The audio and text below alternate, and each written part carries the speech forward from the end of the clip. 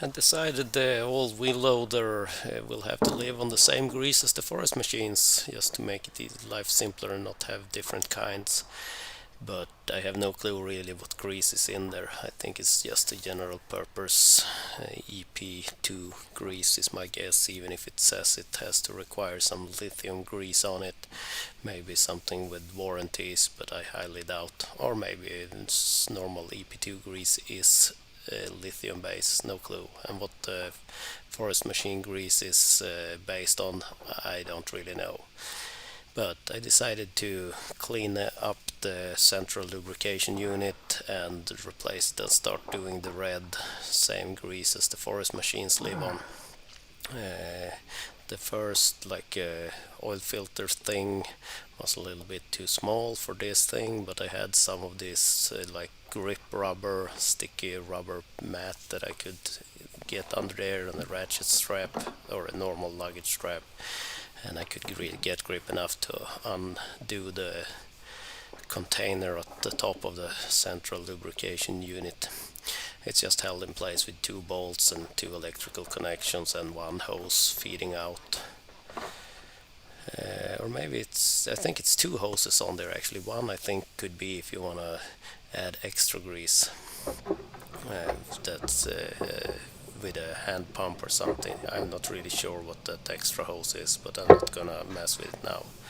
So then it was up to cleaning, and you can really see the sun has taken a toll on this container. One side is pretty almost started cracking, but it seemed to hold up fine. So cleaning it up and reusing it is what we're gonna do. Spent way too much time on this, I think. Probably not worth it. Mixing the grease shouldn't be the end of the world, but I did my best at cleaning it up, and there was also quite a bit of the old grease left, but I have decided to do this now, and since I had started taking things apart, I'm dumping this grease and adding the red stuff.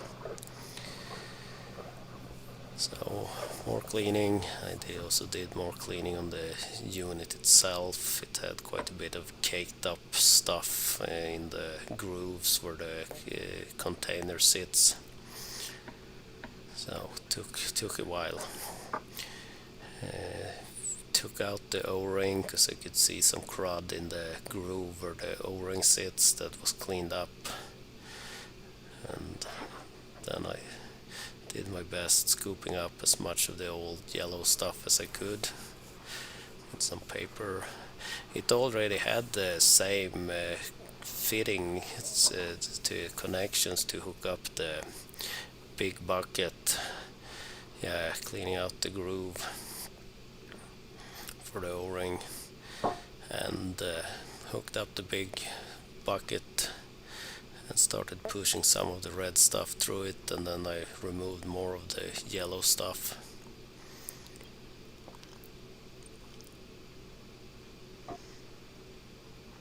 Did that a little more, so I tried holding some paper at the area where it first came out to kind of force more of the yellow stuff out. It didn't really work, so but I think we're gonna be fine.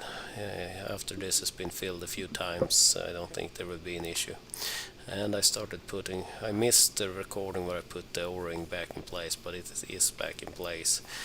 And then I started tightening it down and realized I had thought about swapping it around a little to get the clearest area of it pointing out, and also getting this lettering on the inside. So that's what I did. I undid it and repositioned it and tightened it down because it seems to be symmetrical. All the grooves are there are 4 of them at 90-degree apart, and then it was just a matter of filling it up.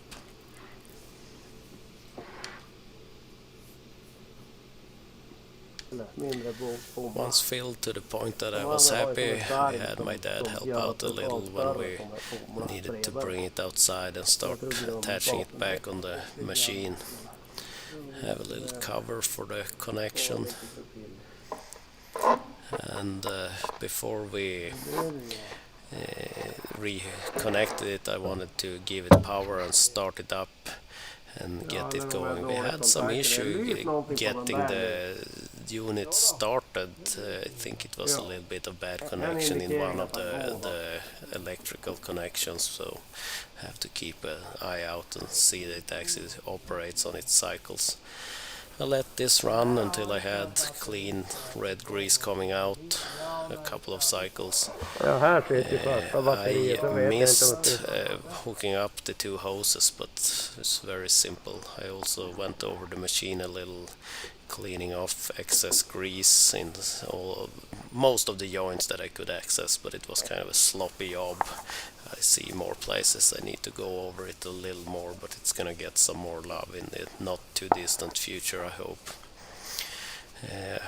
Up near the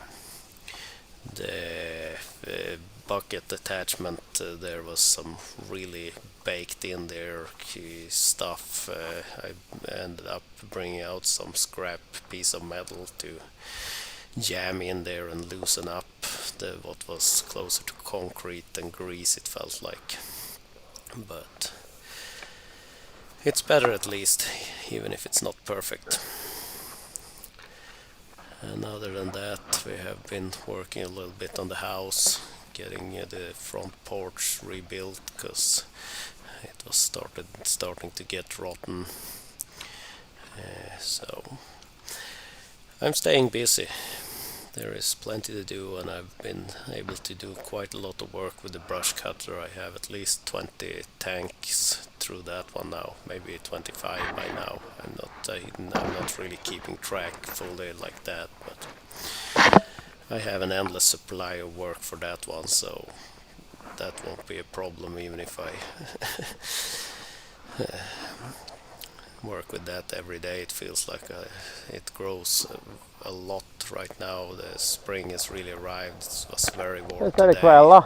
We'll see how the bark beetles come along in a future video.